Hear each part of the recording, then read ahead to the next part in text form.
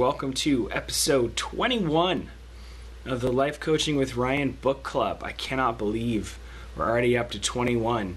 We've done 3 books. This is the 3rd book. We're going to be moving on to number 4 later this week. So, this is the last episode for The Gentle Art of Swedish Death Cleaning by Margareta Magnusson.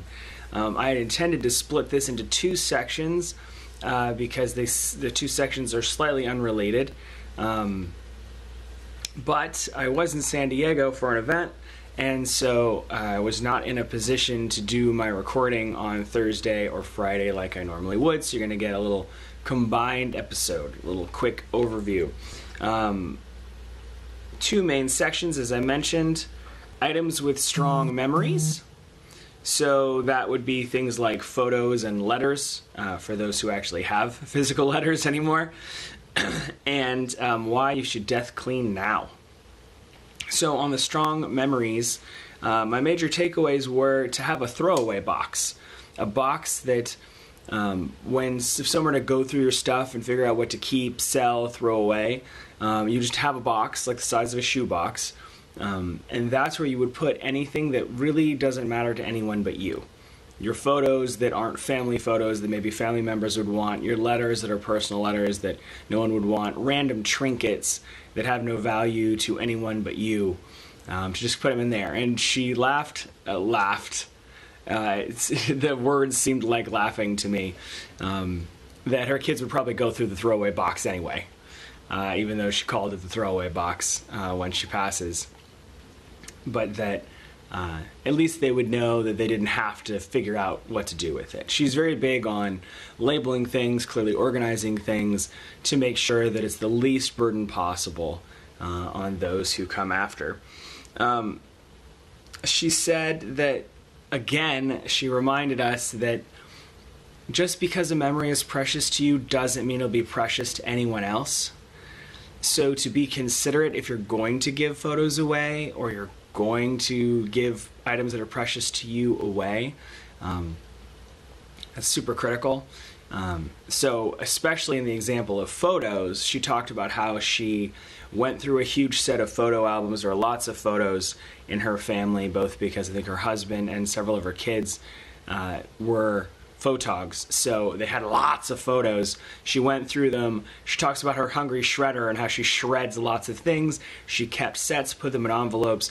On a given Christmas, she gave the envelopes to the kids. They opened them up, not knowing what was inside, went through all the photos, had a great time, spilled them all over the table. She put them all back together. Those were precious memories. They wanted those. If they hadn't, she wouldn't have been offended. She just would have thrown them away, or had them throw it away and not worried about it. She doesn't seem like an incredibly sentimental person most of the time. Again, mentioning history, whether it was recipes or whatever, in this case photos, a photo that it might be totally meaningless to you, but if it shows a local scene, like an old car, old technology, how buildings looked in the past, whatever it was, that she thought, if it's not valuable to you, maybe it'll be valuable to an historical society. So just to keep that in mind. Also, she spent a little time berating old folks for not getting into technology, and how she is such a fan of something like Facebook because it allows her to stay in touch with family members that her other older friends who aren't on Facebook don't get to stay in touch with their family members as much, and how disappointing that must be to be so disconnected from the rest of the world. So as far as the death clean now, she's saying it's as much for you as for people who come after you. So instead of just thinking, oh, I don't want to leave crap behind, think of how much better your life would be with less crap in it. Also, you get to enjoy memories that you otherwise wouldn't get to enjoy. I love how there's a dog barking in the background and I'm getting text messages. I apologize for the extra noise. Hopefully the dog's going to quiet down and the notifications are properly muted. Anyhow, that you really could have a better life with less stuff. She again brings up an idea of environmentalism, that we have so much waste. We buy new things all the time. Why? We could be giving them away to people who could be using them instead of buying new stuff. It's good for the environment. It's good historically because you're keeping things that, again, she describes a desk that's from the 1700s that got passed down in her family. People leave little notes in it. Continuity. It's like we talked about, like I talked about with Chris on my podcast. If you haven't checked it out, please check it out. It's really fascinating, his perspective on the passing of his father and how certain things connect you to generations past and generations future. I think this is what she's getting into. There's a disconnectedness that many perceive in our culture now because we're not connected to our history and our ancestors and our future descendants. Also, again, anyone who has to clean up after you, it's going to suck for them. Do it now. Don't wait until the last minute. She says 65 because she's between 80 and 100, but really I think you could start it at whatever age. So, lastly, you can review your life and accept death.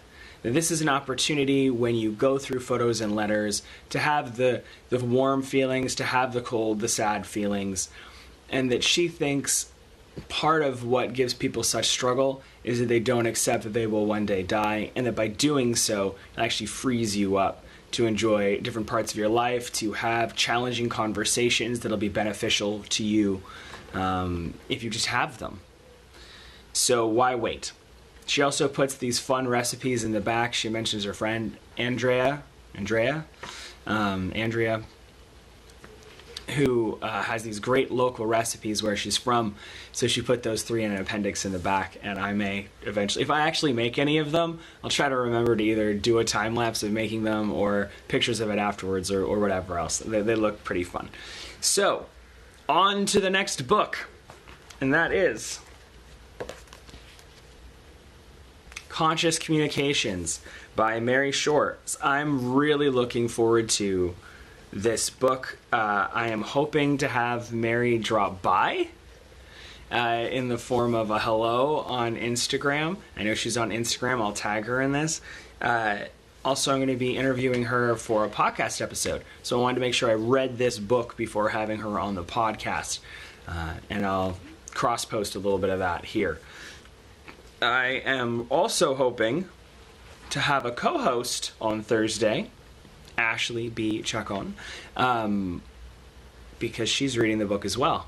So hopefully we can ping pong a little bit about that later this week. I mean, I will be on my way to LA for another conference, a music conference, so I'm hoping that I'll be able to squeeze that in. Actually, I know I'll be able to squeeze it in because Thursday's a light day. It's Friday, Saturday, and Sunday they're going to be super duper packed. So let's do this. I would love to know your major takeaways from The Gentle Art of Swedish Death Cleaning. If anything stuck out to you, let me know in the comments. I hope you all are doing super duper fantastically well. Won't have to listen to this dog yapping anymore. Have a fantastic day. Bye.